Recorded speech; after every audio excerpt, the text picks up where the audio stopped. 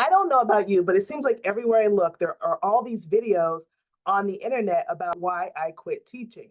And to keep it real, I get it. Teaching is really challenging right now.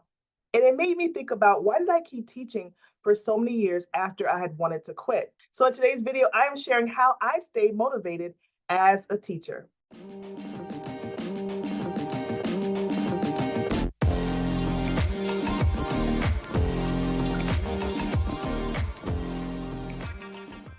Hey everybody, Michelle Holiday here. I am a behavior strategist and I help teachers, schools, districts, and youth organizations learn how to manage their students and their learning environments with less stress and less struggle. And in today's video, I am talking all about how I was able to stay motivated, especially when I had a really chaotic, crazy, off the chain classroom and even stayed for years after that.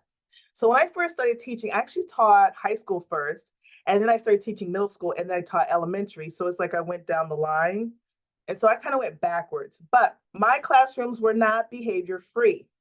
My classrooms had a lot of behaviors going on. But I wanted to share with you how I stayed motivated and decided to stick it out as a teacher of challenging classrooms. So the first thing I did is I made a decision to stick it out. So I want to say around year 2 or 3, I was really reconsidering my whole teaching career because the behaviors were off the chain.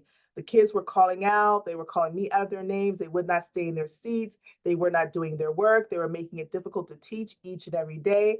I was going home upset, tired, crying, angry. All the things were happening when I was teaching. So at the end of that year, I really took some time to say, okay, God, what in the world are we going to do? And maybe the investment that I made to get this educational degree was not worth it. After some time of reflection and prayer, I was like, okay, my love for teaching is so much greater than the challenges that I'm facing. So I'm going to stick it out and I'm going to learn how to make it work. So I made a decision to stick it out after a really horrible, challenging year. But even with the challenges of that previous year, there were some lights at the end of that. There were students that I was able to impact. There were learning gains that I've made. Did we meet our school goal? No. But there was still this fire within me to make an impact for my school and my community. And I decided to stay.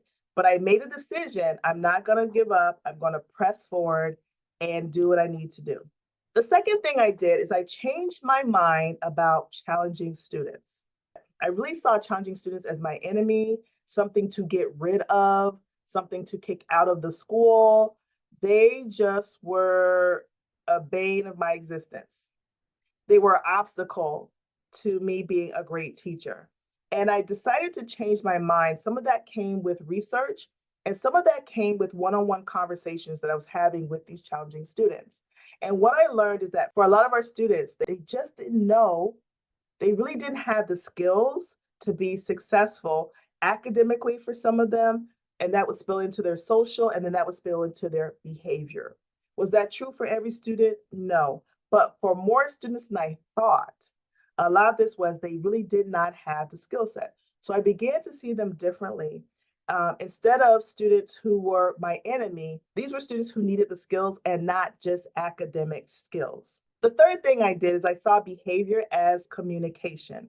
So instead of seeing behavior, once again, as an obstacle, as a thing to fix, I started to say, okay, what if behavior was a communication? What if through this behavior, they're communicating their unmet needs or the skill sets that they don't have and they just don't know how to do it? And I know for some of you, it's like, yeah, but they're like 13, they're 12. For some students, they're 17. That might be true, but I'm telling you, this is something I had to learn through experience, is that no matter what the packaging looks like, a lot of this is rooted in not having the skills to communicate appropriately and not having the support to learn how to do it differently in a classroom setting. The fourth thing that I did is I found strategies that met the needs of the students. For a lot of our students, they misbehave according to this acronym that I have called SHAPES. So they don't have the skills. It's a habit. They're looking for attention. They want power and control. They're trying to escape, or it might be sensory. And so I start to say, if their behavior is about a lack of skills, what strategy would help them with the skill? If their behavior was about a need for attention, instead of saying they get no attention from me ever, what can I do to get them attention when they demonstrate positive behaviors? Their behavior shows they're trying to get power and control. What are some ways that I can offer that to them so that they don't have to misbehave to get a sense of empowerment? The fifth thing that I did is I took a risk, because when I was doing this, especially early days, now it's like I have a history of a proven record, so it's not really a risk. But in early days, this wasn't talked about a lot. Some of the behaviors that I experienced, I can't share all of them. They were just that out of control. But there wasn't as much information about how to address it as there is now. Some things I had to take a risk and say, I don't even know if this is going to work, but here's my method behind it. Here's my reasoning behind it. So I'm going to step forward slowly and implement and see what happens. And let me just say this, whenever you're dealing with people, even if they're little people, you don't always know how they're going to respond to an intervention. Fortunately for me, the risk paid off. And so I was able to cultivate and build a toolbox of skills and strategies to significantly reduce off-the-chain behaviors in my classrooms, in my school, in my districts, in other districts, in other organizations. And so I took a risk, but it was worth it. And the sixth thing that I did is I practiced wash, rinse, and repeat. Oftentimes I'll hear from teachers, okay, I did this strategy and nothing happened. And I think it's so interesting because we don't really approach life like that. We often don't approach life like, I did this thing one time, so I ate a salad today and I haven't lost any weight. Or I tried breathing when I was frustrated with my significant other and it didn't work, so I'm just gonna kick him out the house. I had a student who didn't really know how to read, so I just sent them to the principal's office because, I mean, they can't read and we're reading.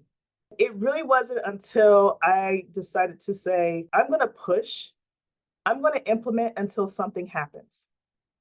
I'm going to implement until I see progress. And whether it takes me 1 day, 5 days, 3 weeks, or until the rest of the year. So we're in March right now. If it takes me till June, so be it. And that was the mindset I had to adopt in the early days. But what I found is it didn't take me until March. Oftentimes it would take 5 days, sometimes 2 weeks, sometimes even a month, maybe not the same level of frequency. But when I was consistent, change happened. And the other thing is, I was not afraid. So this is the risk part. I was not afraid to think outside of the box. Although my school had a behavior system in place, I knew that everything that happened in my classroom was not write-upable. I know I made up a word. But I couldn't write up everything that happened, but it was still disrupting my classroom. I could not write up everything that was disrespectful, but it was still causing an issue for me and the classroom. So I had to think outside of the box and say, okay, what can I do with the very little that I have to make an impact on student behavior? And so what kept me motivated throughout all of this is I began to see change as I implemented. I began to see change as I showed up day by day.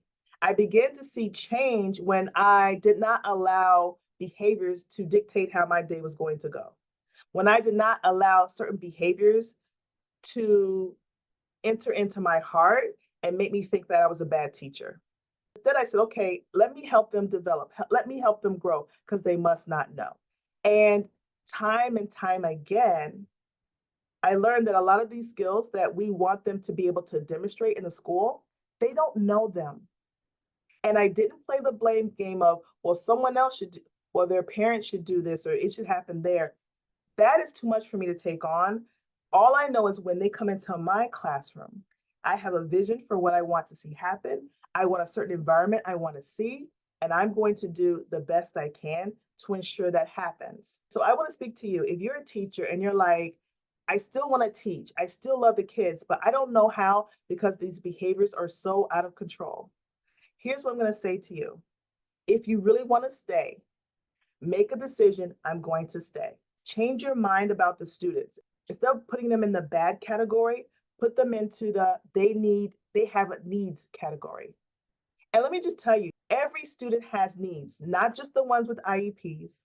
Start to see behavior as a communication. So when they get loud, what are they trying to say with you? When they get slick out the mouth, as I like to say, what are they trying to say to you? When they won't do their work, What are they saying? What are they trying to communicate? Then start to look for strategies that really work. Well, here's the thing.